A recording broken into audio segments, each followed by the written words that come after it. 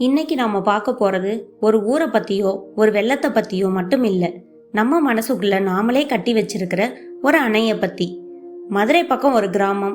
அங்க ரெண்டு மனுஷங்க. ஒருத்தன் பேரு கரும்பன், இன்னொருத்தன் பேரு பொன்னையா. இவங்க ரெண்டு பேருக்கும் ஆகாதுன்னு ஆகாது, அப்படி ஒரு ஆகாது.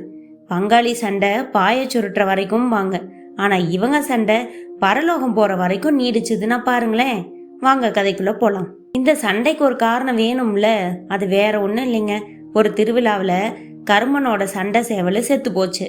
யாரோ ஒரு புண்ணியமா பொன்னையா தான் விஷம் வச்சுட்டான்னு கிளப்பி விட்டுட்டான். கரும்பனும் ஆவேசப்பட்டு அரிசி விற்கிற விலையில அக்காளுக்கு கல்யாணம் வாங்குற மாதிரி உண்மை என்னன்னு விசாரிக்காம பொன்னையாவை பொது இடத்துல வச்சு அடிச்சிட்டாரு.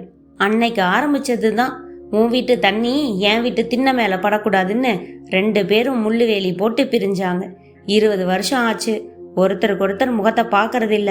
பக்கத்து வீட்டுக்காரன் பகைவனா இருந்தா பாதி நரகம் வீட்டுக்குள்ளேயே இருக்குன்னு சொல்லுவாங்களே, அது இவங்க கதை தான். ஒரு நாள் ராத்திரி வானம் அப்படியே இருட்டிக்கிட்டு வருது. அது ஆடி மாசம். ஆடி காத்துல அம்மியும் பறக்கும்பாங்க. ஆனா அன்னைக்கு அடிச்ச மழையில ஊரே மிதக்க ஆரம்பிச்சது. ஏரி உடஞ்சு ஊருக்குள்ள தண்ணி புகுந்துருச்சு. கருமன் வீட்டுல இருந்த எல்லாரும் மாடிக்கு ஓடிட்டாங்க.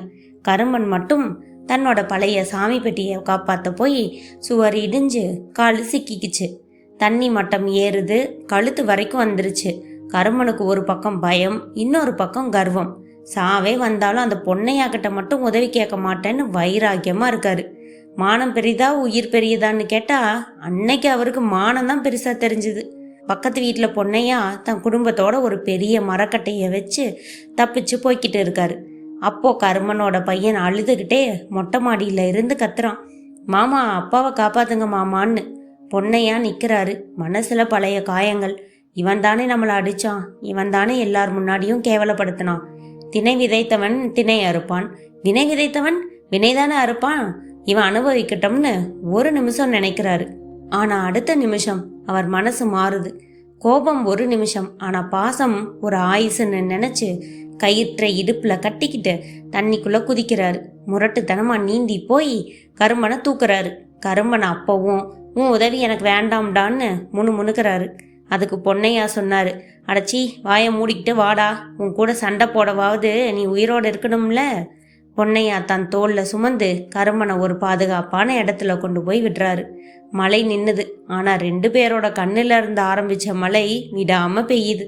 கரும்பன் சொல்றாரு, மன்னிச்சிடு பொன்னையா, அந்த சேவல் சாவுக்கு நீ காரணம் இல்லைன்னு எனக்கு 5 வருஷத்துக்கு முன்னாடியே தெரிஞ்சிருச்சு. ஆனா ஈகோ என்னை தடுத்துருச்சு. அதுக்கு பொன்னையா சிரிச்சுக்கிட்டே சொன்னாரு, அட போப்பா, காசு இல்லாவிட்டாலும் கவலை இல்லை, ஆனா மனுஷன் இல்லாம வாழ முடியாது. அந்த சேவல் போனா என்ன, என் நண்பன் கிடைச்சிட்டான்னு சொன்னாரு. இந்த கதையில வர்ற வெள்ளம் ஒரு இயற்கை சீற்றம் இல்ல, அது ஒரு பாடம். மன்னிப்புங்கிறது பலவீனம் இல்ல, உங்களை காயப்படுத்தினவங்களுக்கு திரும்ப தீமை செய்யாம இருக்கிறது தான் உலகத்திலேயே பெரிய வீரம். 20 வருஷமா சுமந்துகிட்டு இருந்த அந்த பகையை அந்த ஒரே ஒரு நிமிஷம் மன்னிப்புங்கிற ஆயுதம் இறக்கி வச்சிருச்சு.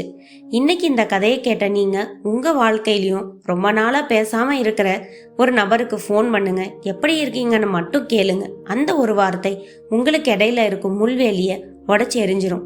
சில நேரங்கள்ல கஷ்டங்கள் வர்றது நம்மளை அழிக்கிறதுக்கு இல்ல, நம்ம மனசுக்குள்ள இருக்கிற அழுக்கையும் தேவையற்ற பகையையும் அடிச்சிட்டு போறதுக்குத்தான்.